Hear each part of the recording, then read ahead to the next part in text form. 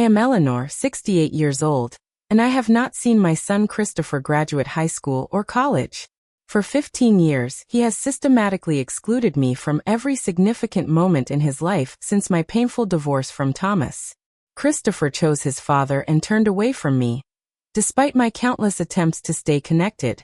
When I discovered he was receiving his MBA, I made a decision that terrified me. I would attend uninvited. The moment I arrived, I spotted Christopher posing for family photos with Thomas and his new wife Victoria. They looked perfect together, like I never existed. If you've ever felt erased from your child's life, let me know where you're watching from. Hit like and subscribe to join me on this journey of confronting the past, because sometimes showing up uninvited is the only way to reclaim your place in your child's story. Thomas and I met during our junior year at Rutgers University. I was studying English literature and he was already focused on law school.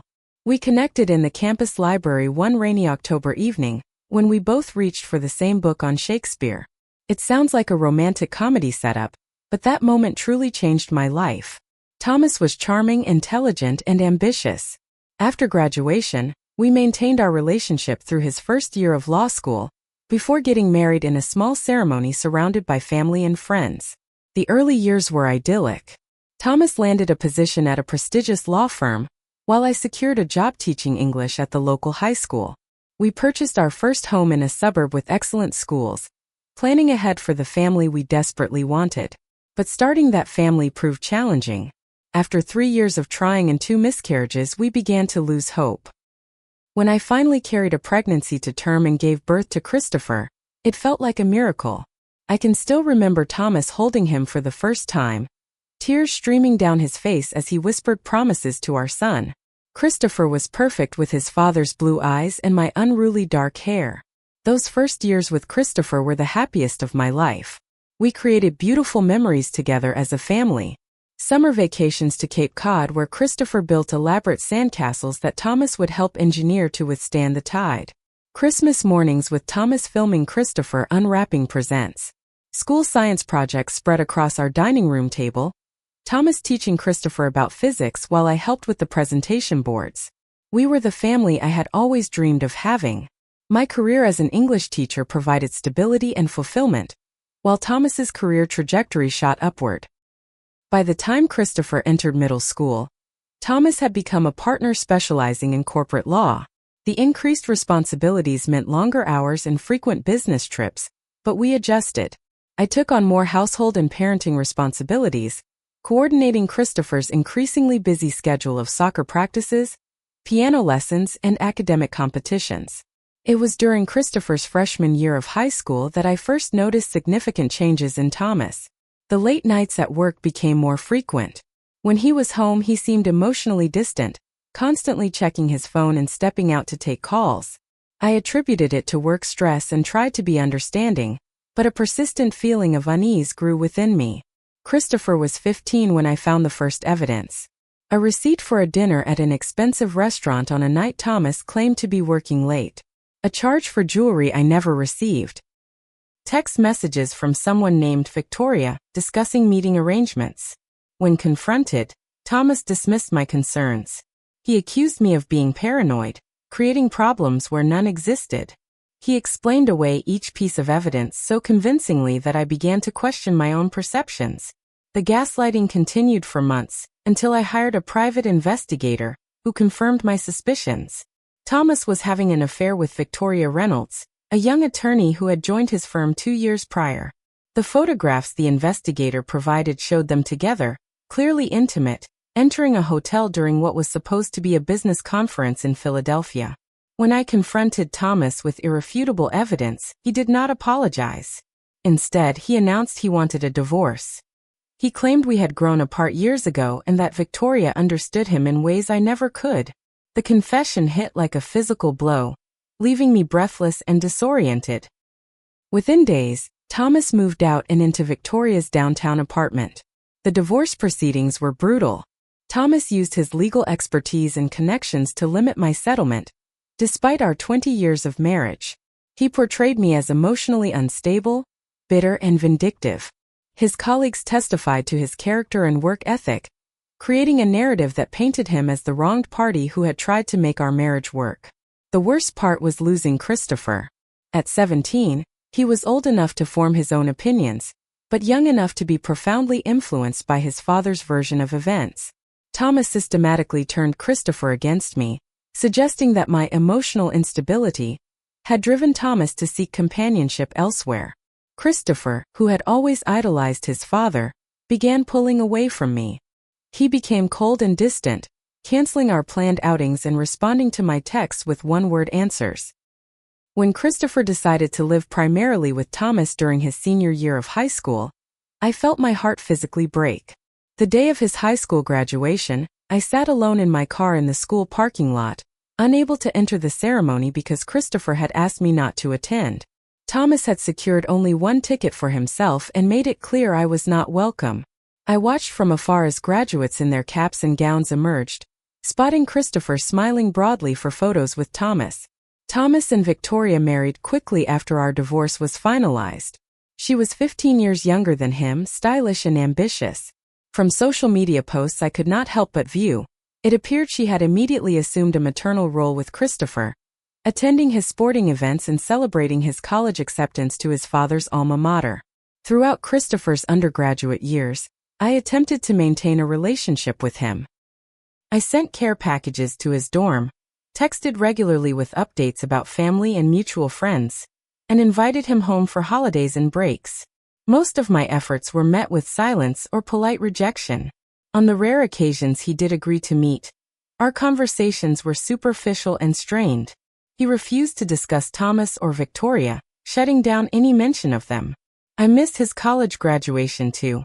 I received no invitation, learning about it only afterward from my former mother-in-law Ruth, who called to tell me what a lovely ceremony it had been and how proud Thomas and Victoria had appeared. Each exclusion carved new wounds alongside the still unhealed ones. To cope with the estrangement, I began seeing Dr. Pamela, a therapist specializing in family trauma. Our weekly sessions became my lifeline as I processed the grief of losing both my marriage and my relationship with my only child. Dr. Pamela helped me understand that Christopher's rejection wasn't necessarily about me, but about his own need to preserve his relationship with his father and avoid the complexities of divided loyalty. My sister Margaret became my strongest support during this time. Unlike our other siblings who had scattered across the country, Margaret lived just an hour away and made a point of checking in regularly. She never tired of listening to my sorrow and never suggested I should move on or get over it. My longtime friend Dorothy also stood by me, having experienced her own painful divorce years earlier.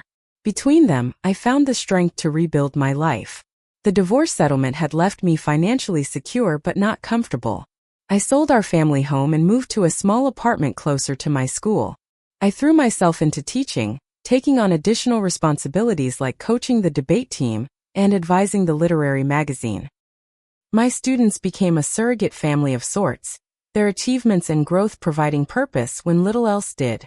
Over the years, I made multiple attempts at reconciliation with Christopher.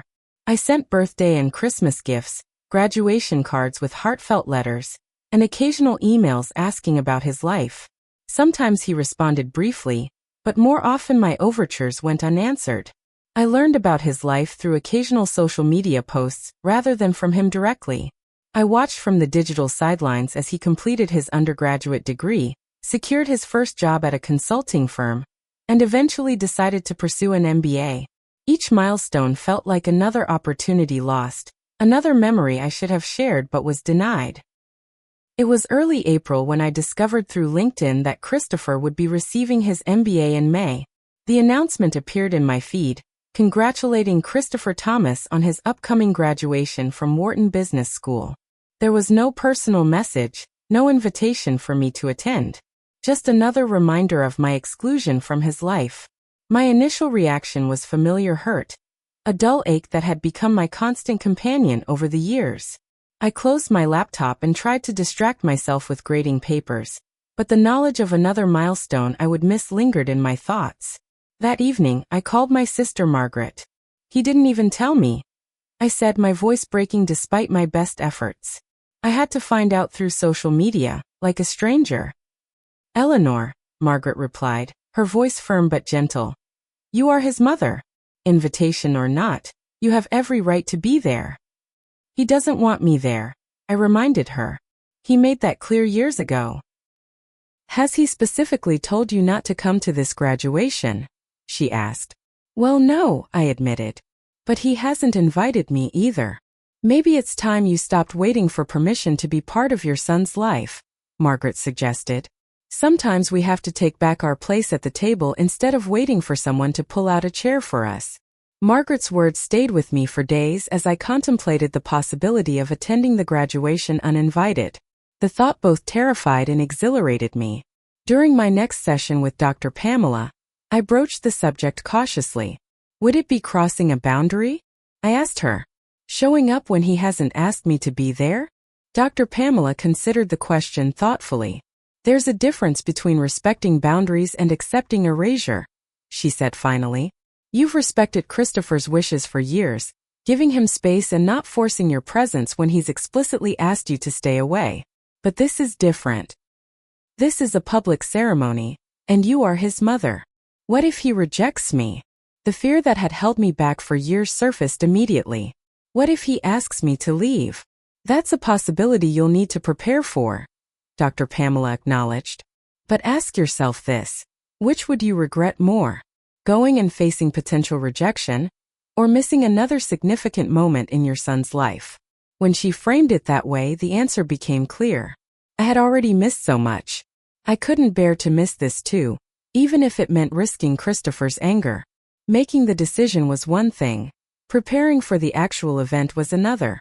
I called Dorothy for moral support and asked if she would help me shop for an appropriate outfit.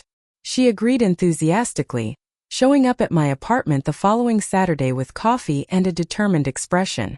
We're going to find you something that makes you feel confident and beautiful, she declared as we headed to the mall. Something that says, I am a successful, dignified woman who deserves respect. As we browsed through department store racks, Dorothy shared her own story of family reconciliation. Her daughter had gone through a rebellious phase in her 20s, cutting off contact for nearly 2 years. I finally showed up at her apartment one day, Dorothy explained. She was furious at first, but it opened the door to communication. Sometimes you have to be brave enough to make the first move, even when you're afraid.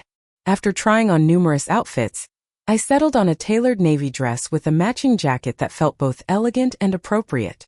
The color brought out the silver in my hair, which I had stopped dyeing years ago.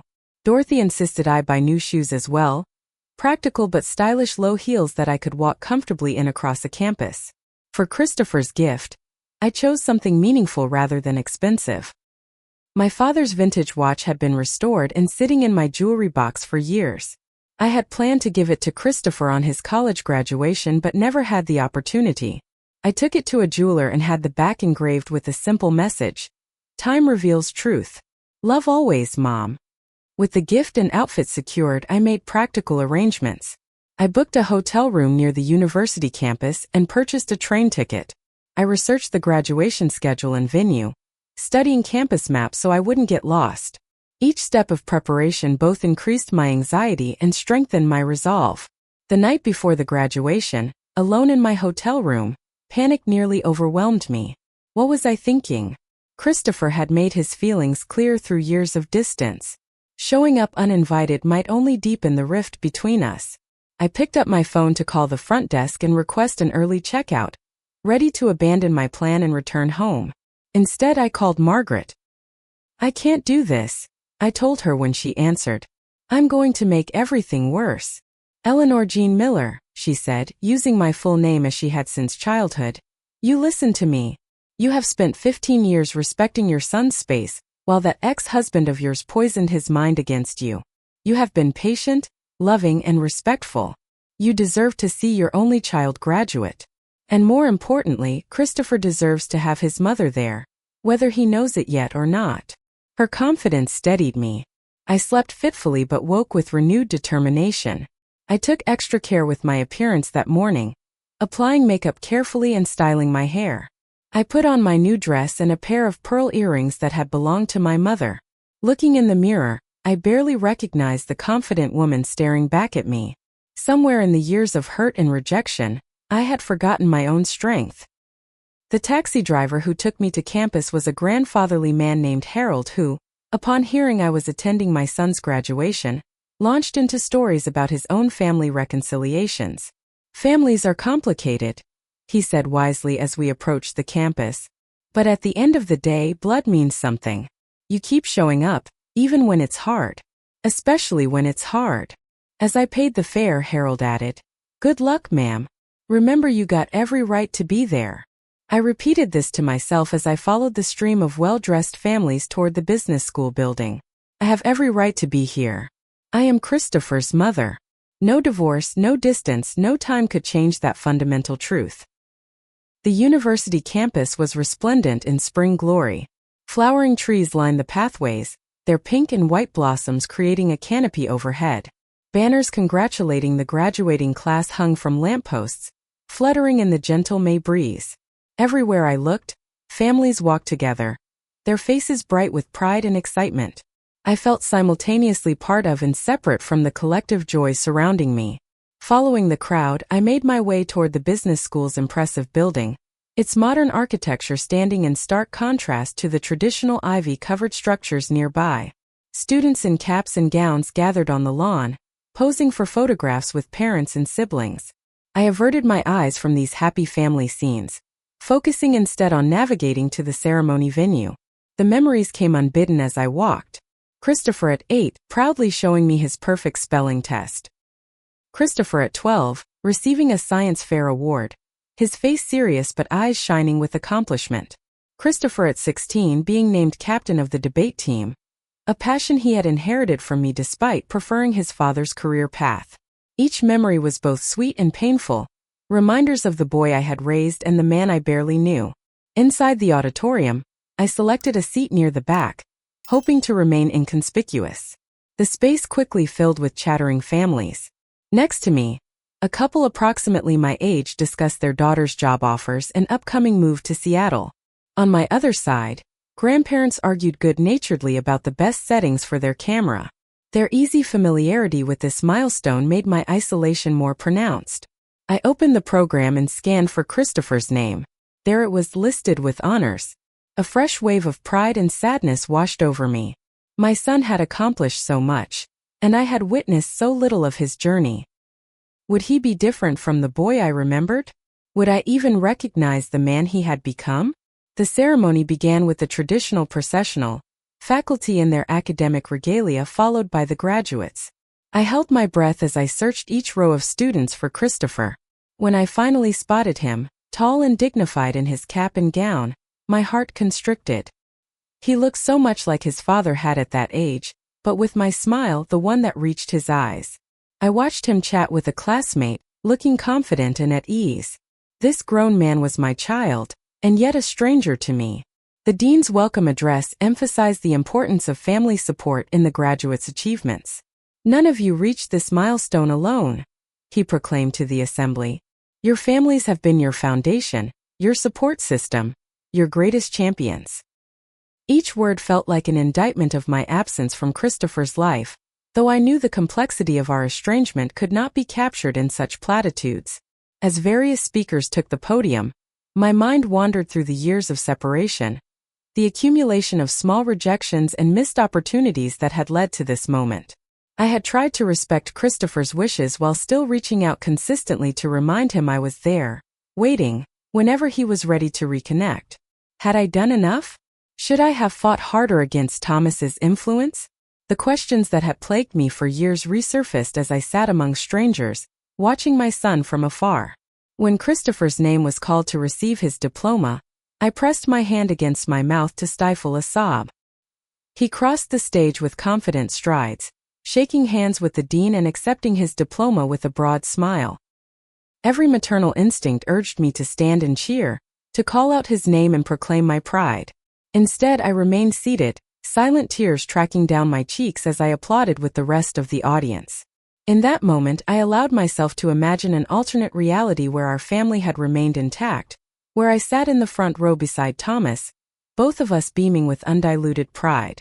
We would have taken Christopher to dinner afterward, reminiscing about his childhood and planning celebrations. I would have known his friends, his professors, his achievements along the way. The fantasy was so vivid it took my breath away. The ceremony concluded with the graduates moving their tassels from right to left, officially marking their achievement. The hall erupted in applause and cheers as caps were tossed into the air. Families immediately began to move toward the exits, eager to find their graduates amid the chaos.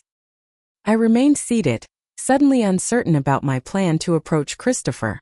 Perhaps it would be enough to have witnessed this moment, to carry the memory of his accomplishment with me. Perhaps seeking more would only lead to disappointment or worse, conflict that would taint his special day. The woman beside me touched my arm gently, asking if I needed help finding my way out. Her kindness nearly undid me. "My son," I managed to explain. "I need to find my son." She smiled sympathetically and stepped aside to let me pass. I moved with the tide of people exiting the auditorium, clutching my purse with Christopher's gift inside. Whatever happened next, I had come too far to turn back now. I would at least attempt to congratulate him, to let him know that despite everything, I had never stopped caring, never stopped being his mother. Outside the auditorium, families scattered across the expansive lawn, searching for their graduates among the sea of identical black gowns. Some held balloons or flowers, others signs with their graduate's name and photo. I carried only my purse and my fragile hope as I scanned the crowds for Christopher. The May sunshine was warm on my shoulders as I navigated between clusters of celebrating families. Photographers circulated, capturing candid moments of joy and pride. Each flash seemed to highlight my solitude in this collective celebration. I felt conspicuous in my aloneness, though logically I knew no one was paying attention to a single older woman among hundreds of attendees. After several minutes of fruitless searching, I approached a woman who appeared to be similarly scanning the crowd. "Excuse me," I said tentatively. "I'm looking for my son. He's tall with dark hair about 6 feet." The woman laughed lightly. "You just described half the male graduates." "But I'm looking for my daughter. We can search together if you'd like." Grateful for the companionship, I walked with her toward the designated photo area where many graduates had congregated. We introduced ourselves, and I learned she was a professor at a nearby university whose daughter had just completed her MBA while working full-time. Her easy conversation provided a welcome distraction from my anxiety. We had almost reached the photo area when I spotted him. Christopher stood at least half a head taller than most of those around him, his posture straight and confident as it had been since childhood. His cap was slightly askew, giving him a boyish appearance despite his 27 years. "I see him," I said to my companion, my voice catching. "Thank you for your help."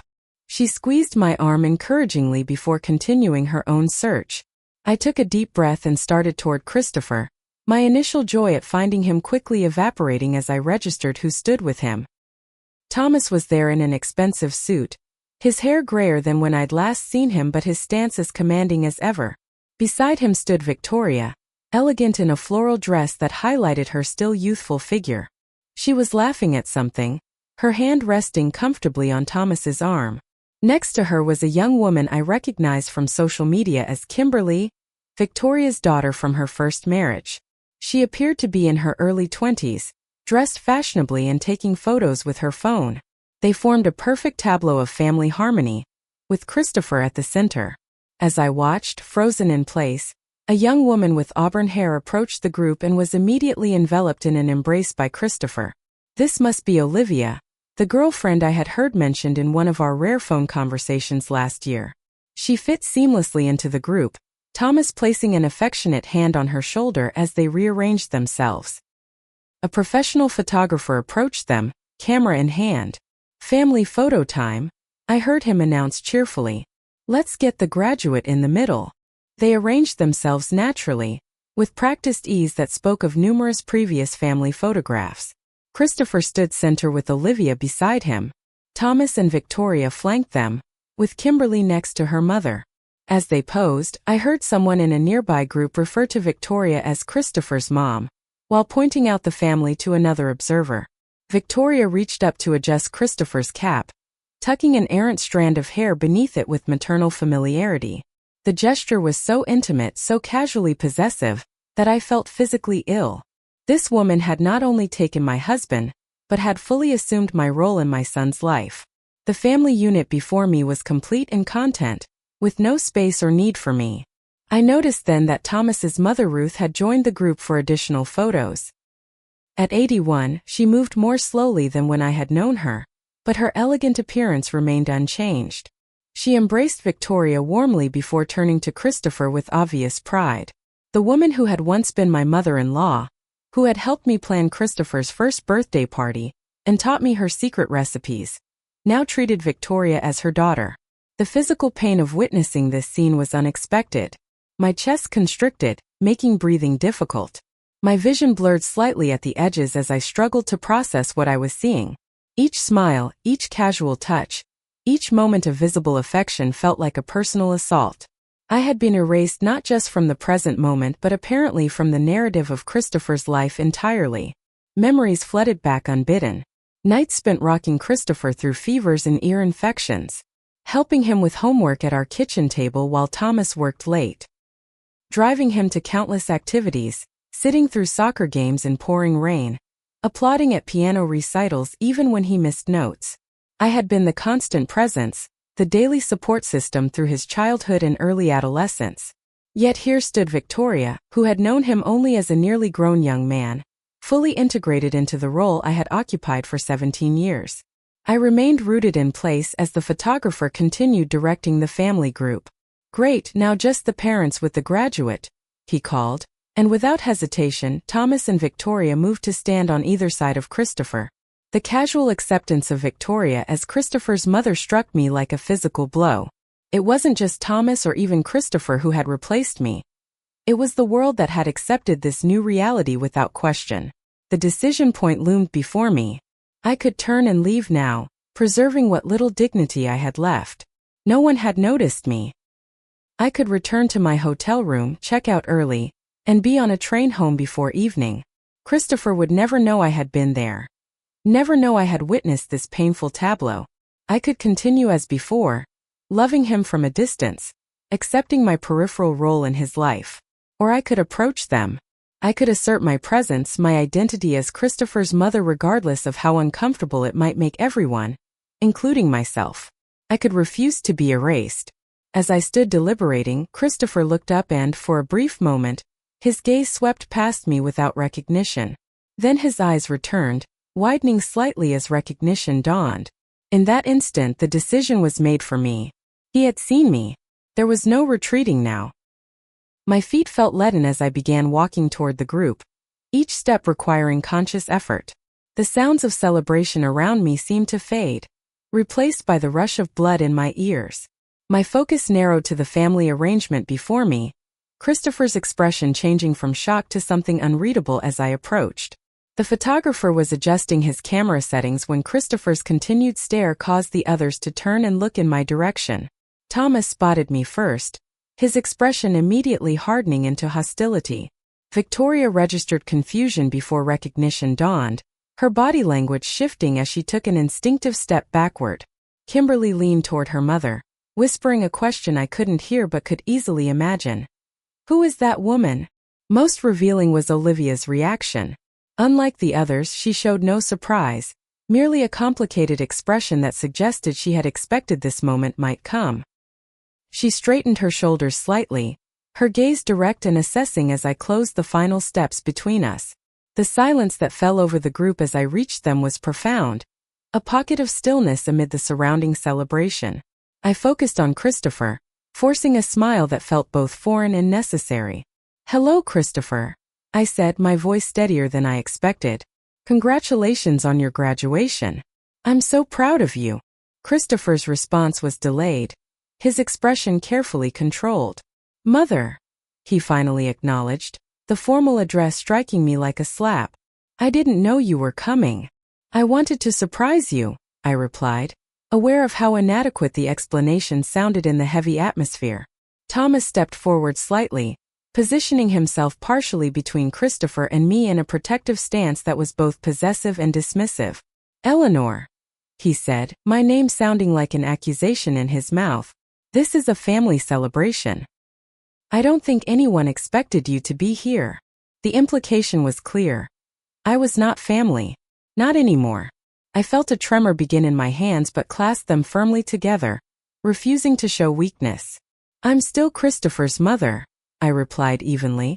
I wanted to witness this important day. I reached into my purse and withdrew the small wrapped box containing the watch. I brought you something, I said to Christopher, extending it toward him with a hand that shook only slightly. Christopher hesitated before accepting the gift, holding it awkwardly without opening it.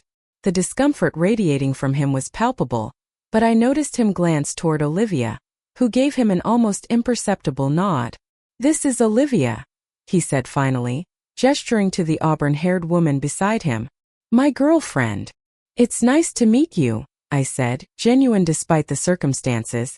This was the first time Christopher had ever introduced me to anyone in his current life. Before Olivia could respond, Thomas interjected. We have dinner reservations shortly.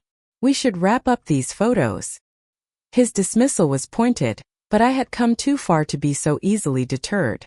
Years of silence and exclusion crystallized into a moment of clarity and courage.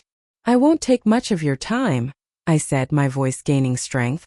But I think we need to acknowledge something. Christopher, for years I've tried to be present for your events, your achievements, your life. Every time I've been told you didn't want me there. Yet I've never stopped trying to reach out to you. Christopher's expression shifted to confusion. What are you talking about? You're the one who declined my invitations. You're the one who didn't respond to my calls after the divorce. The statement was so unexpected, so contrary to reality, that I momentarily lost my composure. What invitations? What calls? Christopher, I've sent you countless messages, gifts, invitations of my own. Most went unanswered. Thomas stepped forward again, his face flushing slightly. This is neither the time nor the place for your revisionist history, Eleanor. You chose to distance yourself after the divorce. You can't rewrite the past now because you regret your choices. A young man approached our group, sensing the tension but seemingly undeterred. Chris, man, we're getting together for photos with Professor Jenkins. You coming? His eyes darted curiously between the assembled adults. In a minute, Jason, Christopher replied, not taking his eyes from me. My mother was just leaving. Jason's expression registered surprise at the word mother, confirming my suspicion that my existence was rarely acknowledged in Christopher's current life. Instead of departing, Jason remained nearby, his presence adding another layer of awkwardness to the confrontation. I took a deep breath, gathering my courage for what needed to be said. Christopher, I have never declined an invitation from you because I never received any. I have emails, phone records, receipts for gifts sent that prove I've tried to stay connected with you for 15 years. I came today because I couldn't bear to miss another milestone in your life, invited or not. Christopher's expression wavered between skepticism and confusion. Dad said you didn't want to be involved after everything that happened. He showed me your messages. What messages? I asked, genuine bewilderment in my voice. Thomas interjected forcefully. This is ridiculous. You're creating a scene at your son's graduation with these accusations. Victoria, who had remained silent throughout the exchange, suddenly looked uncomfortable in a different way, her gaze shifting between Thomas and Christopher with an unreadable expression. Christopher's friend Jason stepped closer. Dude, is this really your mom? You never talk about her. Yes, I am, I confirmed before Christopher could respond, and I've tried to be present in his life despite the distance between us. I've sent birthday cards every year, Christmas gifts, graduation cards for high school and college. Christopher's expression changed subtly. I never got any cards from you after high school. The simplicity of his statement created a moment of stunned silence. Thomas began to speak, but Christopher raised a hand to silence him, something I had never seen him do before. What do you mean you sent cards? To where? Christopher asked. To your father's address at first, then to your college dorm, and later to the apartment address you sent in that brief email 3 years ago, I explained, watching his expression carefully. The public nature of our confrontation had begun to draw attention. Nearby families glanced our way, some with open curiosity, others pretending not to notice the obvious tension. A few graduates had paused their own celebrations to observe the unfolding drama. Christopher turned to Thomas, a question in his expression. "Dad? Did you know about this?" Thomas's denial was immediate and vehement. "Of course not. Your mother is trying to manipulate the situation as usual. She's turning this happy occasion into another opportunity to paint herself as the victim." But something had shifted in the atmosphere. Christopher's certainty seemed to waver as he looked between us. Victoria had taken another step back, separating herself physically from Thomas in a subtle but noticeable way. I reached into my purse again, this time withdrawing my phone. "I have photos of every gift I've sent you, Christopher. I have copies of emails that went unanswered. I have phone records showing calls to your number that lasted seconds before being disconnected." As I unlocked my phone and opened the photo gallery, Christopher's friend Jason spoke up. "Chris, remember when I asked why your mom never came to anything? You said she wasn't interested in being part of your life anymore." Christopher's response was quiet, directed at me rather than Jason. "That's what I was told." The implication hung in the air between us, too significant to be ignored, but too devastating to be immediately processed. Christopher turned to Thomas, his expression hardening in a way I had never seen before. "Did you intercept Mom's messages?" he asked directly, his voice steady despite the enormity of the question. Thomas's denial was immediate but less convincing than before. "Don't be ridiculous. Why would I do something like that?" "Because you never wanted me to have a relationship with her," Christopher replied, the realization seemingly dawning as he spoke the words. "Because it was easier if I believed she had abandoned me." Victoria's discomfort was now plainly visible. She placed a hand on Kimberly's shoulder, quietly suggesting they give the family some space. This small action spoke volumes about her awareness of what was unfolding. Christopher turned back to me, his expression a complex mixture of confusion, anger, and dawning comprehension. "I need to see what you have on your phone," he said. It wasn't a request but a statement of necessity. As I handed him my phone, I felt the ground shifting beneath all of us. Whatever happened next, the carefully constructed narrative of the past 15 years was beginning to unravel. The uncomfortable group disbanded quickly after Christopher took my phone. Thomas attempted to regain control of the situation, insisting they would be late for their reservation, but Christopher was already scrolling through years of documented attempts at connection. His expression grew increasingly troubled with each swipe of his finger. "We need to talk," he said to Thomas, his voice tight with barely controlled emotion. "Now." Thomas glanced at Victoria, who shook her head slightly and stepped away, taking Kimberly with her. "We'll meet you at the restaurant," she said quietly, her eyes not meeting anyone's. Christopher handed my phone back to me. "I need a few minutes with my father," he said, his formal tone slightly softened. "Can you wait?" I nodded, relieved at not being immediately dismissed. Christopher and Thomas moved several yards away, their body language tense as they engaged in what appeared to be a heated exchange. Thomas gesticulated emphatically while Christopher stood rigid, occasionally shaking his head in apparent disbelief. Left alone, I found a nearby bench and sank onto it, emotionally exhausted by the confrontation. Part of me wanted to leave, to escape the tension and pain of the situation. I had accomplished my goal of attending the graduation and had even spoken to Christopher. Perhaps it would be best to depart before things grew more complicated. As I contemplated leaving, a shadow fell across me. I looked up to find Christopher's girlfriend Olivia standing there, her expression sympathetic but cautious.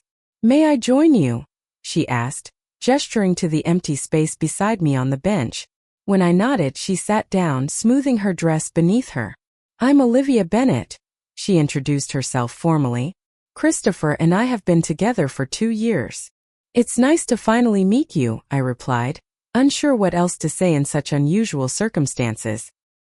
Olivia glanced toward Christopher and Thomas, still engaged in their intense conversation.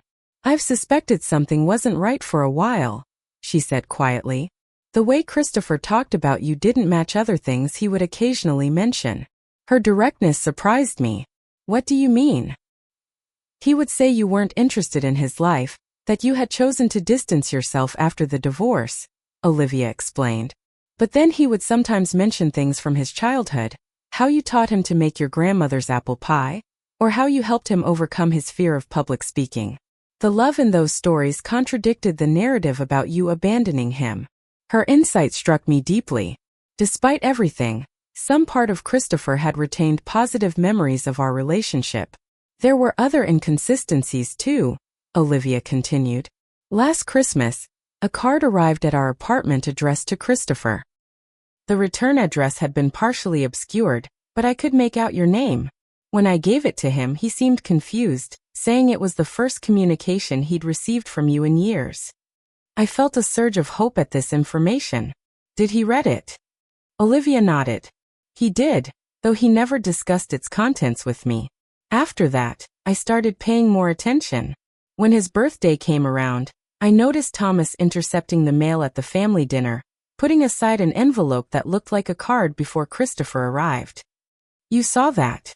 I asked, astonished that someone had witnessed Thomas's deception firsthand. I did, Olivia confirmed. I didn't say anything at the time because I wasn't certain what I was seeing, and it wasn't my place to interfere in family matters. But it bothered me enough that I encouraged Christopher to reach out to you directly rather than relying on his father as an intermediary. Her words provided context for the brief, formal email I had received from Christopher several months ago, asking about my health. It had seemed so out of character after years of silence that I had wondered if it was genuine. Now I understood it had been Olivia's influence. Thank you for that, I said sincerely. That email meant a great deal to me.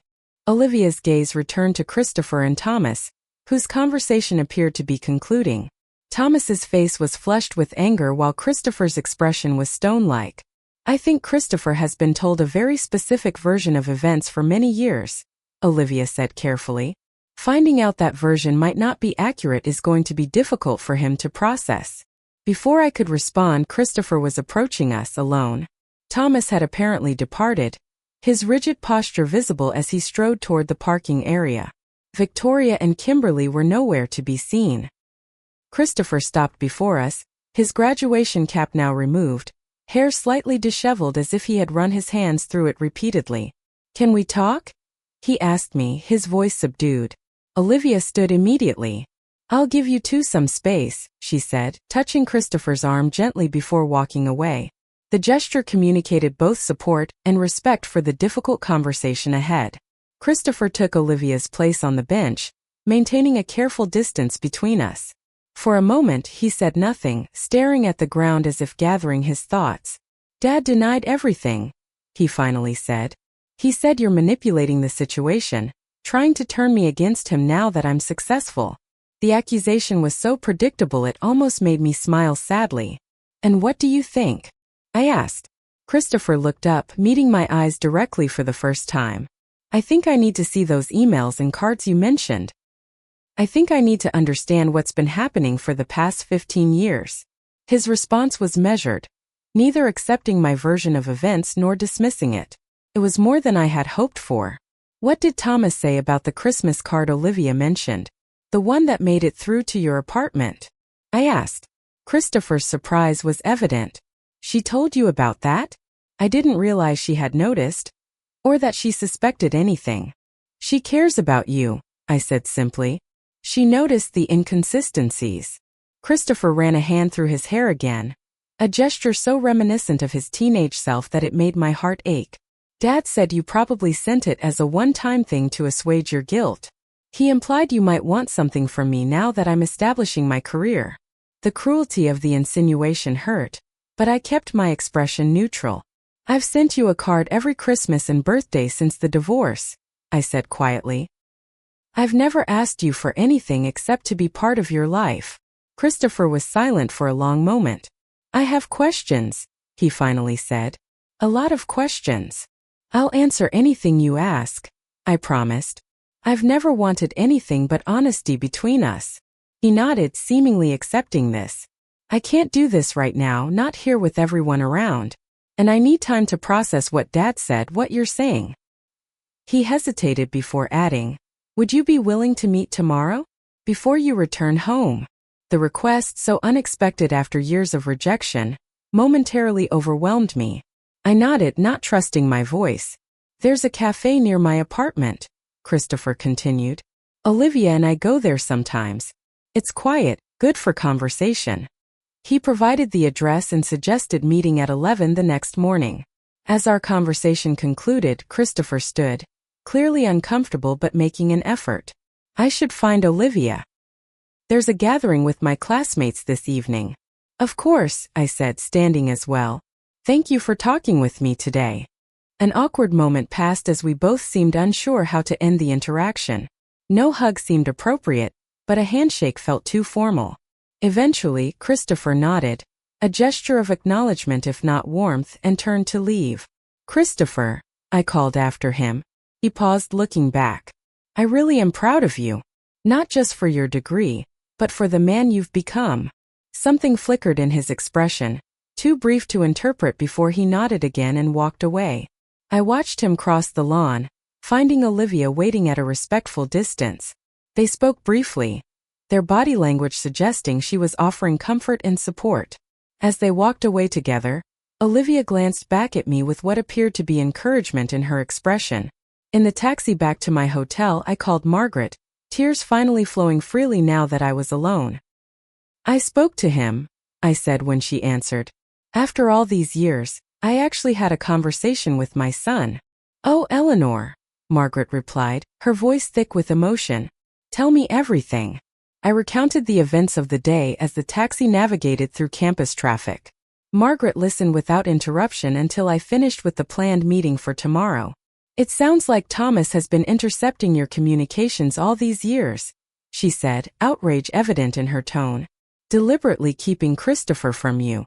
It seems that way, I agreed. But what matters now is that Christopher is questioning the narrative he's been given. He's willing to listen, to consider there might be another perspective. After 15 years, Margaret said softly. It's a beginning. Back in my hotel room, I spent the evening reviewing old photographs of Christopher that I had brought with me, from his toddler years through high school graduation. I had continued the tradition of keeping a photo album for him even after our estrangement, filling it with the few images I could find through social media or mutual acquaintances.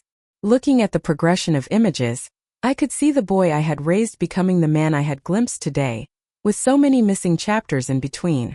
Tomorrow would begin the difficult process of truth-telling, of reconstructing a relationship from the fragments that remained. It wouldn't be easy, and complete reconciliation might not be possible after so many years of separation. But for the first time in 15 years, I allowed myself to feel genuine hope.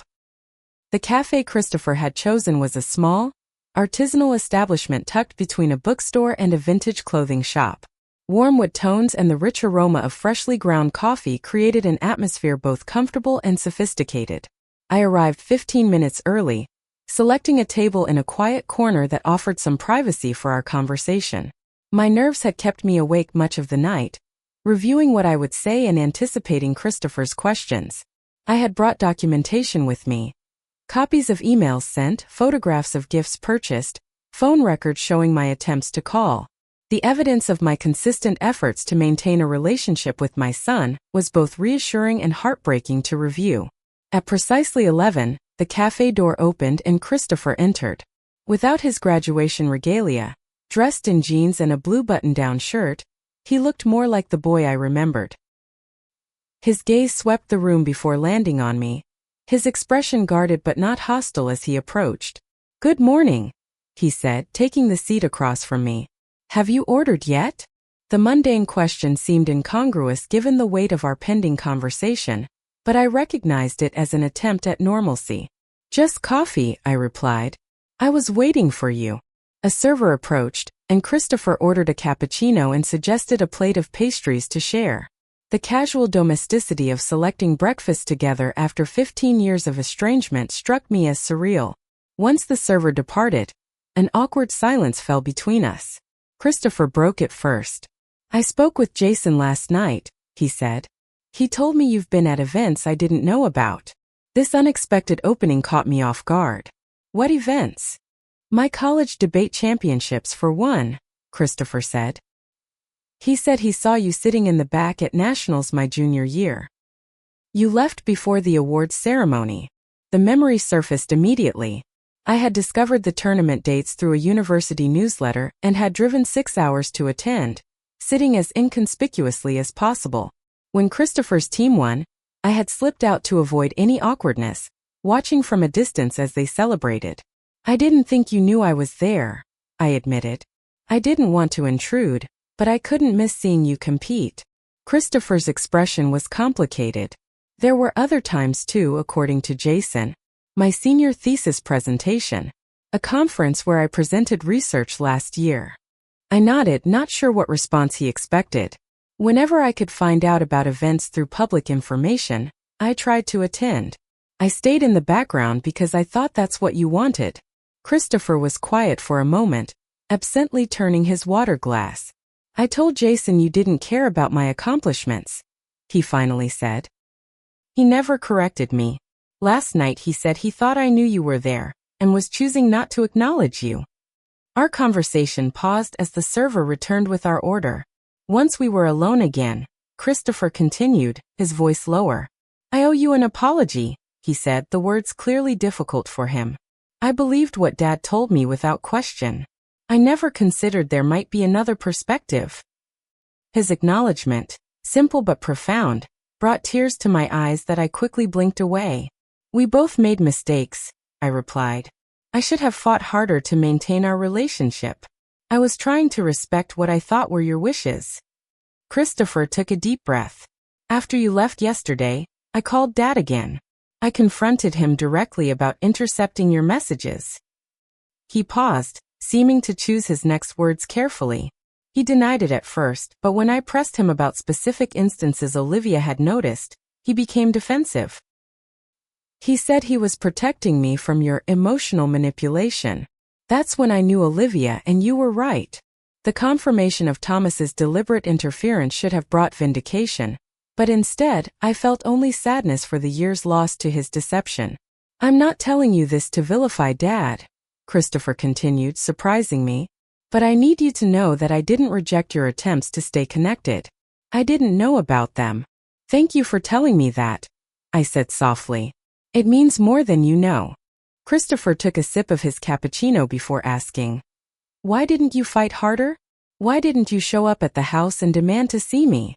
It was a fair question, one I had asked myself countless times over the years. At first, I was respecting the custody arrangement. You were 17, almost 18, and had chosen to live with your father. Then as time passed and you seemed to want distance, I was afraid of pushing you further away. I paused, acknowledging a difficult truth. And perhaps I was a coward. Confrontation has never been my strength, as you know. Christopher nodded slowly. I remember that about you. Dad always said it was why your marriage failed, that you wouldn't fight for what mattered. The familiar criticism stung, but I recognized the opportunity for honesty. Your father isn't entirely wrong. I should have confronted him about the affair earlier, should have been more assertive during the divorce. But my conflict avoidance doesn't mean I didn't love you or want you in my life. It just meant I approached it differently than Thomas would have. Our conversation flowed more naturally after that, moving from the painful past to the present. Christopher told me about his MBA program, his specialization in sustainable business practices, and his job offer from a consulting firm in Boston. I learned that he and Olivia had been together for 2 years after meeting through mutual friends, and that they were considering moving in together after his relocation. Olivia wanted to join us today, Christopher mentioned. I asked her to give us this time alone, but she'd like to meet you properly. Maybe dinner before you leave town? The casual invitation, so normal and yet so extraordinary given our history, filled me with quiet joy. I'd like that very much. As our conversation continued, Christopher hesitantly began asking about the years he had missed in my life. I told him about my continued teaching career, my recent retirement, and my volunteer work with a literacy program for adults. I shared news of family members he had lost touch with: Margaret's grandchildren, his cousin Samantha's marriage, his uncle Robert's retirement. And you never remarried? Christopher asked, the question surprisingly personal after our careful conversation. No, I answered honestly. There were a few relationships over the years, but nothing that compared to what I had with your father in the beginning, before things went wrong. Christopher absorbed this information silently before volunteering. Victoria isn't all bad, you know. She didn't know about Dad intercepting your messages. At least she claims she didn't. The generosity of this statement, his attempt to prevent me from villainizing his stepmother, spoke to Christopher's character. I believe that, I said. And I'm glad she's been good to you. She has, Christopher confirmed.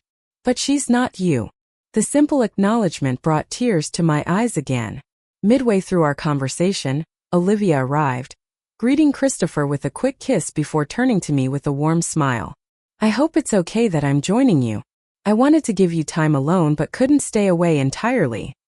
Her presence eased some of the emotional tension between Christopher and me, providing a bridge between his current life and his past. Olivia shared stories about their relationship that Christopher might have been too reserved to tell, and asked questions about his childhood that allowed me to share memories without seeming to force them on him. As our time together extended past lunch, Christopher's demeanor gradually relaxed.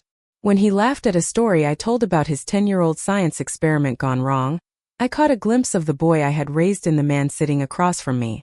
The moment was bittersweet, a reminder of all we had lost but also a promise of what might still be possible. Before we parted, we discussed practical next steps. Christopher suggested regular phone calls as he finished his final weeks of school and prepared for his move to Boston.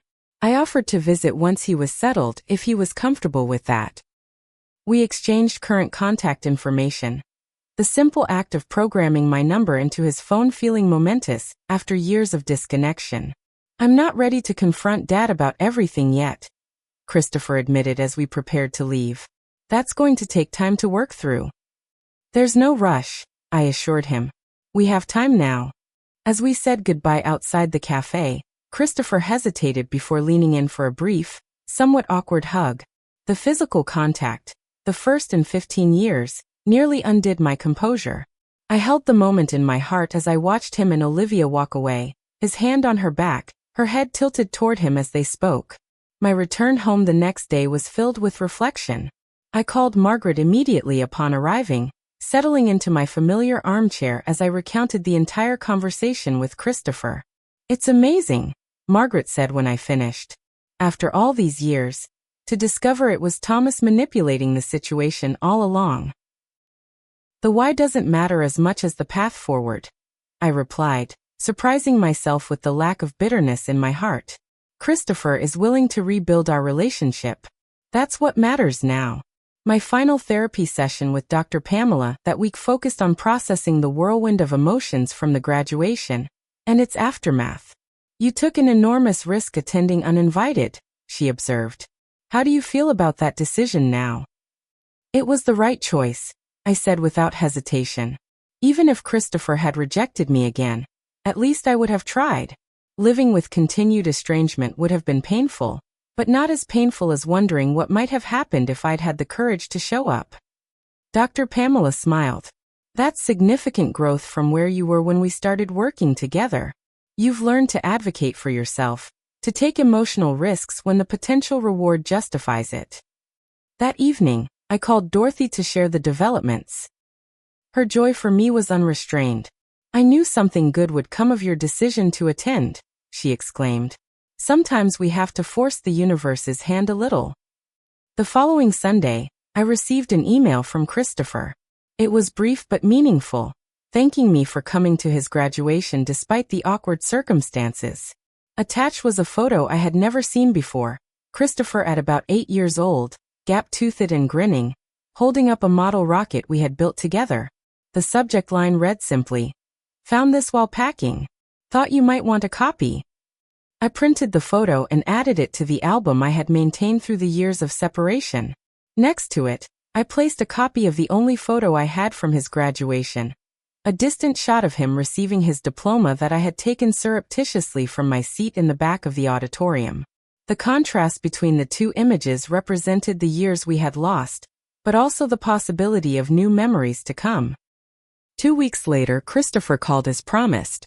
Our conversation was still somewhat tentative but warmer than before. He told me about his graduation trip with friends to the coast and his preparations for the move to Boston. I shared news of my garden and a book club I had recently joined. Small talk, ordinary and precious. As I reflect on this journey from estrangement to cautious reconciliation, I am reminded that family relationships are never simple. The path to healing is rarely straightforward, often requiring courage, persistence, and sometimes confronting painful truths. Thomas's deception cost us 15 years that can never be recovered, but dwelling on that loss serves no purpose now. Instead, I focus on the future, on building a new relationship with my adult son based on honesty and mutual respect. I have no illusions that our path forward will be without challenges. Christopher's relationship with his father remains complicated, and integrating me back into his life after so long will require adjustment for everyone involved. But for the first time in 15 years I have hope. Not just the desperate hope that sustained me through years of rejection, but a grounded hope based on real communication and Christopher's willingness to question the narrative he had accepted for so long. The courage to attend Christopher's graduation uninvited, to face potential rejection and humiliation, led to the truth finally emerging. Sometimes the greatest acts of love require us to risk our pride, our comfort, even our sense of dignity. Sometimes we must show up even when not invited, speak truth even when it's uncomfortable, and persist even when all evidence suggests our efforts are futile. What would you have done in my situation? Would you have attended the graduation uninvited, or respected what you believed were your child's wishes to remain distant? If you've experienced family estrangement, what helped you heal those relationships? Share your thoughts in the comments below. Your experiences might help someone else facing similar challenges. And if you found value in my story, please like and subscribe for more reflections on family, forgiveness, and finding strength in difficult circumstances. Thank you for joining me on this journey. And remember that sometimes the hardest conversations lead to the most important healing.